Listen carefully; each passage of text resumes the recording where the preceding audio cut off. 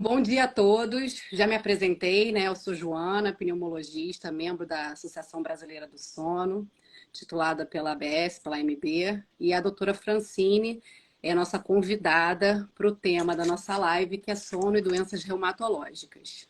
Tá? A doutora Francine é reumatologista, coordenadora da enfermaria de reumatologia do Hospital Universitário Pedro Ernesto, membro da Comissão de Lúpus da Sociedade Brasileira de Reumatologia, doutora em medicina pela Universidade Federal Fluminense. Obrigada, Bem-vinda, Joana. É um Francine. prazer estar aqui com vocês. A opção por esse tema, nada, uma satisfação é nossa. A opção por esse tema se deu, pois é um tema pouco falado e Sem explorado, dúvida. né, Francine? A interseção entre sono e doenças reumatológicas. A gente já tem bastante evidência científica que comprova que um sono de má qualidade leva ao aumento da inflamação e sensibilidade à dor. Agora, falar de autoimunidade e sono é algo meio arenoso, né? Pouco explorado e recém-divulgado. Então, eu acho que vai ser um tema bem interessante da gente explorar. Você quer falar alguma consideração inicial ou você me permite iniciar Não, eu acho que algumas é isso mesmo. questões? A gente conhece bem a relação, uma coisa que é bastante estudada e comentada, é a relação entre fibromialgia e distúrbios do sono, tanto na reumato como fora da reumato, mas o contexto dos distúrbios do sono na autoimunidade, inflamação e sono de má qualidade. Eu acho que eu vou deixar por sua conta para fazer as perguntas. Eu estou aqui para responder. Sim, essa questão da fibromialgia é bem comprovada também, né? Enfim, mas eu queria aproveitar essa sua questão de você ser membro da comissão de lúpus, né? E até entrar um pouquinho nisso, né? Os estudiosos falam muito sobre a privação crônica de sono em aumentar a interleucina 6, fator de necrose tumoral, aumento da predisposição a doenças infecciosas, né? Por alteração do sistema imunológico, né? Alteração dos neutrófilos, né? Dispõe na periferia neutrófilos mais jovens, né? Como se fossem menos competentes, mas essa relação com a autoimunidade, com lúpus, Sjögren, vem sido recém-divulgado, né? No último editorial da Lancet, do final de novembro de 2022, ele mencionou estudos dos Estados Unidos e de Taiwan que mostraram aumento do risco da autoimunidade em pessoas com privação crônica de sono, comparados à população em geral. Como é que está a experiência brasileira em relação a esse tema?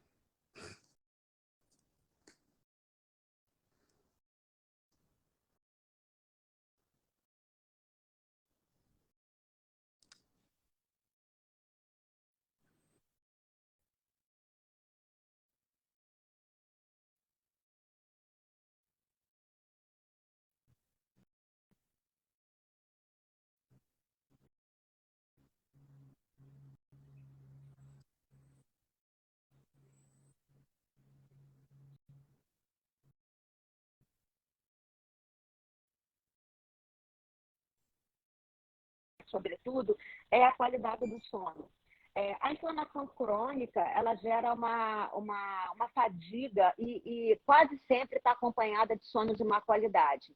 Seja um paciente que tem insônia inicial, aquele paciente que tem insônia terminal, mas o mais comum é o que a gente chama de sono não é um sono picotado, e o doente acorda com uma sensação de exaustão. Então, a gente sabe, isso também é bem documentado em artrite reumatoide. Os pacientes com artrite reumatoide têm níveis muito elevados de TNF, interleucina 1, interleucina 6, que são moléculas pró-inflamatórias e que interfere desfavoravelmente no sono. E isso se aplica também no lúpus. Só que quando a gente trata esses pacientes, a gente observa que nem sempre a gente consegue um desfecho favorável do sono. Em artrite reumatoide, deixa eu explicar um pouco melhor. O paciente com artrite reumatoide, ele tem alteração do sono, não só porque ele tem elevação de níveis de TNF, interleucina 6, interleucina 1. Mas ele também tem, muitas vezes, comprometimento das temporomandibulares, comprometimento da cervical, especialmente da C1 e C2. Isso provoca alteração da coluna aérea, da respiração, vezes com apneia obstrutiva. Então, além das alterações hormonais, imunológicas, ele também tem alterações da ventilação. E aí, quando a gente trata esse paciente, ele melhora objetivamente. No lúpus e no Sjögren, a gente tem um pouco de dificuldade, porque essas moléculas não são as moléculas que a gente bloqueia primordialmente quando a gente vai tratar.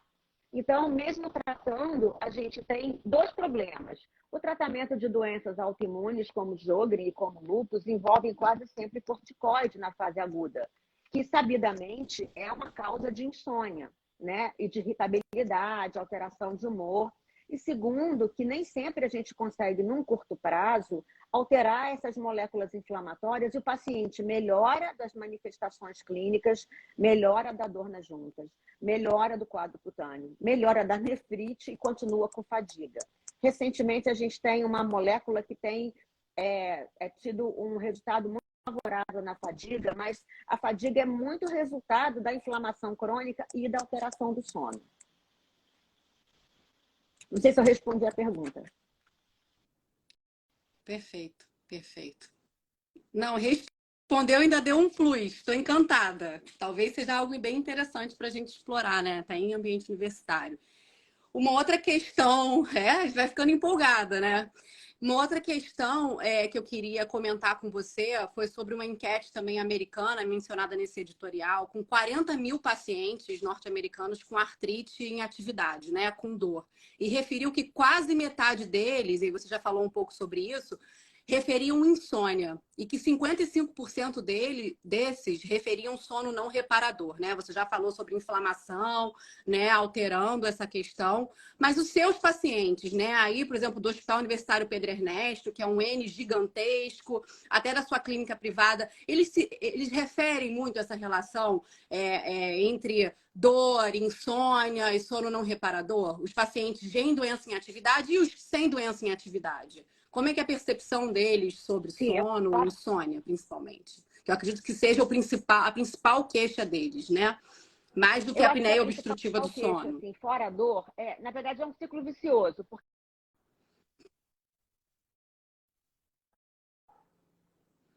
E eles têm a percepção que eles podem. Uhum, certo. E eles têm a percepção, eles entendem isso como parte da doença, ou eles têm a percepção que eles podem procurar, por exemplo, terapia cognitiva comportamental, foi comprovada em melhorar esses sintomas de insônia, independente da atividade da doença. Tem esse tipo de auxílio para esse perfil de pacientes? É algo que está sendo assim priorizado aqui na realidade brasileira ou só uma realidade internacional? tô ouvindo, Você você está está me me ouvindo, ouvindo? Francine?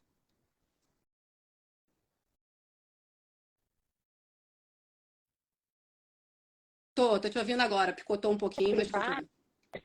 dessa alteração é muito mais palpável. Você consegue me ouvir? Sim.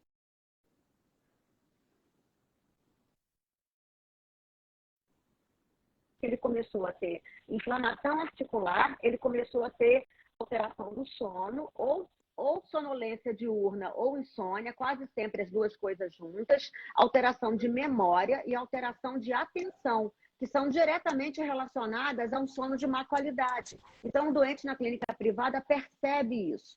Na medicina pública, Joana, a coisa é muito mais complexa, porque esse Uhum. paciente ele não tem só uma doença reumatológica, ele tem uma condição social ruim, ele acorda muito cedo para chegar aqui, porque ele vem de muito longe. A gente é um hospital estadual, que é referência de doença reumática de alta complexidade para o estado inteiro, até para fora do estado. Então, é um doente que acorda às 4 horas da manhã, então chega aqui cansado. Ele tem uma vida muito difícil, porque acorda cedo todos os dias, tem que pegar várias conduções. E, sobretudo, porque eles têm um ambiente, muitas vezes, social e cultural de muita crueldade, de muita miséria. Né? São pessoas que sofrem assédio, são pessoas que têm relações tóxicas dentro de casa, relações de muito abuso. Então, assim,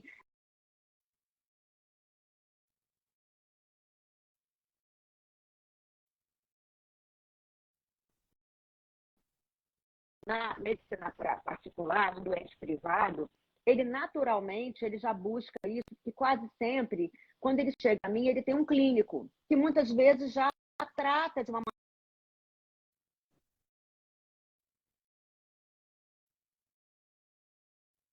maneira. Aqui, e a gente tem um serviço que faz um tratamento de modo interdisciplinar, de detectar essas alterações e direcionar os pacientes.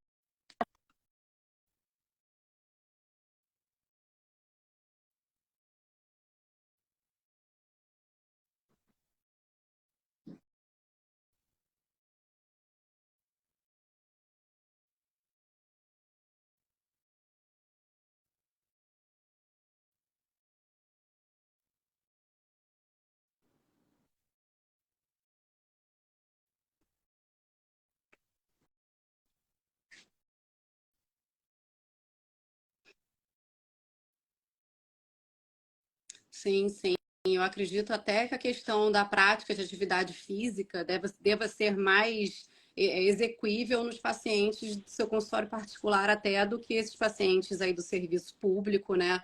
E o quanto que, obviamente, tem a questão da limitação da dor, mas você é uma reumatologista maravilhosa, né? De mão cheia. Os pacientes, quando ficam controlados também do serviço público, não devem conseguir praticar atividade física, o que interfere na questão da higiene do sono, né? E no adormecer à noite, né? E a minha última questão, assim, que eu queria abordar com você, que você já até falou um pouco da questão do corticosteroide, né? Causando insônia, em relação aos novos tratamentos, né? Os imunobiológicos. Você tem lido alguma coisa sobre eles estarem implicados em causar ou não insônia? Eu li, enfim, por alto alguma coisa, mas eu fiquei em dúvida sobre um imunobiológico específico ser um indutor até do sono e ajudar a consolidar o sono, se isso é verdade ou não. Você pode falar um pouquinho para a Claro gente que sobre posso. essa Vou falar um questão? minutinho sobre exercício. É uma coisa.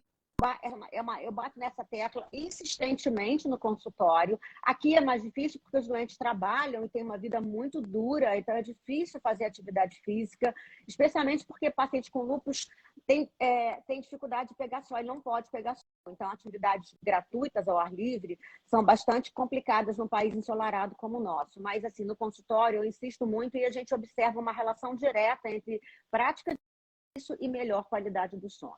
Em relação a tratamento, em reumato, nas doenças autoimunes, tem alguns tipos de medicamento. O corticosteroide é o imunomodulador que tem ação mais rápida, mais potente, mas em compensação com mais efeitos colaterais sobre o sono, provocando irritabilidade, insônia. Então, a gente usa para apagar o incêndio, tirar o paciente da crise e depois rapidamente diminuir o código e suspender.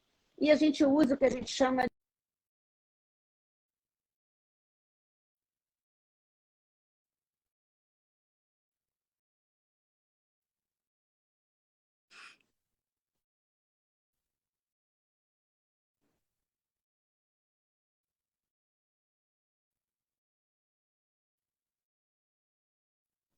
sobretudo, nítido em artrite reumatoide. Em lúpus e Sjögren, como eu falei anteriormente, não. Você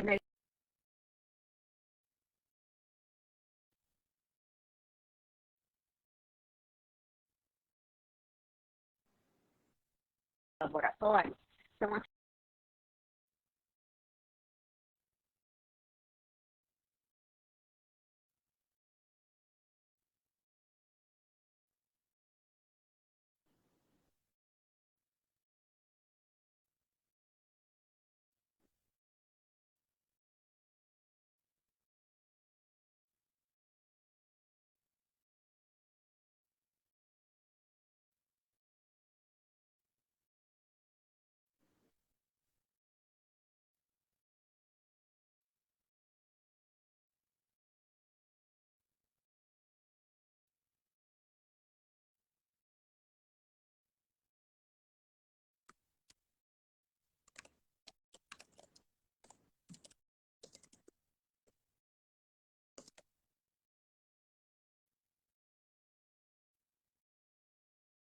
Para Francine.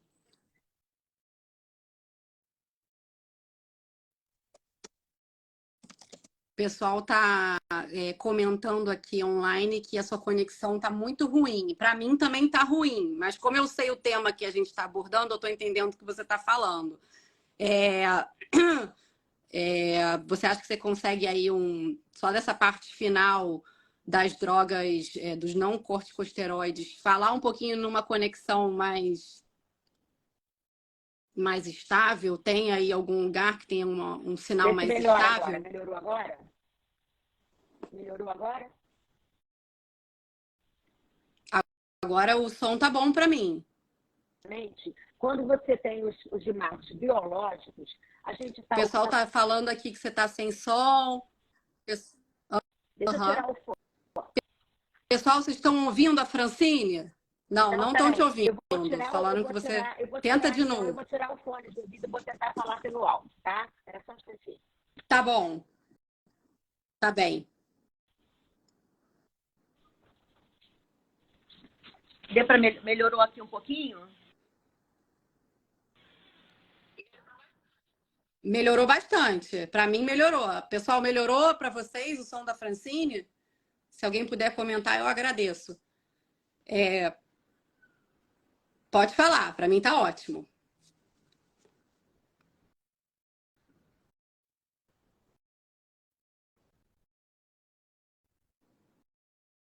Sim, todo então, mundo está respondendo que sim. Repetindo o que eu falei aqui, quando você usa as moléculas, usa as moléculas anti-TNF, a gente melhora o particular, o controle da doença, o controle da inflamação, a qualidade do sono. A gente, quando usa a molécula anti-TNF,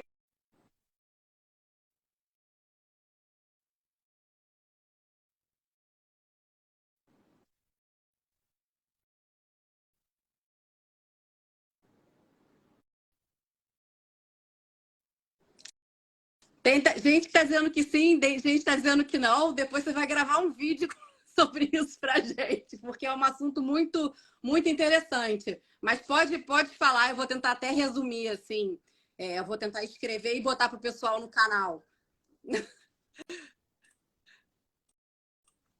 Agora travou para mim. Agora eu não estou te ouvindo nada, nem ouvindo você, nem vendo o seu vídeo. o meu sinal está ótimo.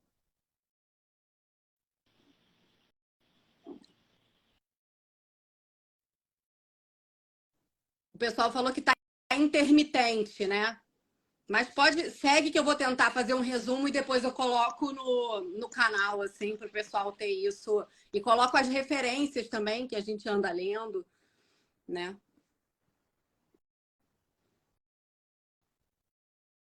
Os anti-TNF, a gente modula diretamente o sono, uma vez que a gente sabe que o sono ele é modulado não só pela melatonina, mas também por citocinas inflamatórias, como TNF, interleucina 6 e interleucina 1. Então, a ação dos anti-TNF, eu não vou dizer que é sonífero, a gente não pode usar isso em qualquer paciente, mas a gente tem uma ação secundária, uma ação direta na artrite, secundária na modulação do sono. Uhum. Em relação a outros biológicos, a gente tem benefício sobre o sono também quando a gente bloqueia a interleucina 6 com uma molécula chamada tocilizumab, já que a interleucina 6 também atrapalha o sono. E, recentemente, a gente observou isso também quando a gente bloqueia a coestimulação de CTLA4 com a Batacept. Portanto, as medicações elas trazem benefício direto no controle da doença, da inflamação, mas também modulam diretamente o sono. Perfeito, perfeito. Eu acho que é um tema para a gente explorar, é um tema que me interessa bastante. Eu não sei o quanto a reumatologia, né, tem interesse nesse tema, mas acredito que falar de qualidade de vida, né, nesses pacientes é algo que a gente deve priorizar, tanto quem gosta de estudar sono, quanto quem é reumatologista, né? Eu te agradeço muito, assim, Francine. Eu não sei se você tem mais alguma colocação, se você quer comentar mais alguma coisa, se a Eu gente já tenho para pode falar encerrar. isso, para aqueles que estão assistindo, que são portadores de doenças reumáticas e que se sentem muito cansados, né? Eu acho que esse é um assunto que tem que ser discutido com o seu clínico geral, tem que ser discutido com o seu reumatologista, peça ajuda, nem sempre medicação é a melhor terapia, muitas vezes a medicação atrapalha muitas coisas, porque provoca alteração de memória, impacta desfavoravelmente, especialmente em idoso, Joana. Eu tenho muito medo de prescrever medicação indutora de sono para idoso por conta do risco de queda, sabe, durante a madrugada. Então, converse com o seu pneumologista, caso vocês tenham um, com o seu clínico geral, porque é possível tratar de maneira não medicamentosa e melhorar a qualidade de vida e, consequentemente, o impacto sobre a doença reumática vai ser muito favorável. Sim, a gente sabe que esses medicamentos, alguns indutores do sono, benzodiazepínico, né, que alteram a arquitetura natural do sono, diminuem, enfim, suprimem fusos do sono, complexo K, né, alterando a arquitetura do sono N2. A gente sabe que isso a longo prazo tem um impacto na memória, na cognição, né? Alguns estudiosos até falam sobre algumas demências relacionadas ao uso crônico dessas medicações. Então a gente sabe que talvez não seja por aí, né? Que, enfim, às vezes é uma medicação que a gente lança a mão para apagar incêndio, mas que a longo prazo vai trazer um impacto importante na vida e a gente não quer trocar uma coisa pela outra, né? Então, realmente, o paciente tem que ser acompanhado nesse sentido. Mas muito obrigada, Francine, foi muito esclarecedor. Eu acho que a medicina do sono e a reumatologia, realmente já falei isso aqui, tem que produzir mais estudo e publicar mais sobre esse assunto, né? Um assunto quente, interessante, tá? E que impacta diretamente na qualidade de vida dos nossos pacientes. Eu te agradeço enormemente pela sua presença, ter dispensado seu tempo aí dentro do trabalho, dentro do hospital, para falar com a gente aqui da Associação Brasileira do Sono. Muito obrigada. Eu agradeço muito o convite, estou à disposição para qualquer pergunta, tá bom? Obrigada, Joana. Alguém tem alguma pergunta para a doutora Francine que eu possa repassar aqui ou a gente pode encerrar? Eu estou lendo aqui que alguém escreveu aqui, minha terapia é fazer exercício. Essa é uma mensagem final.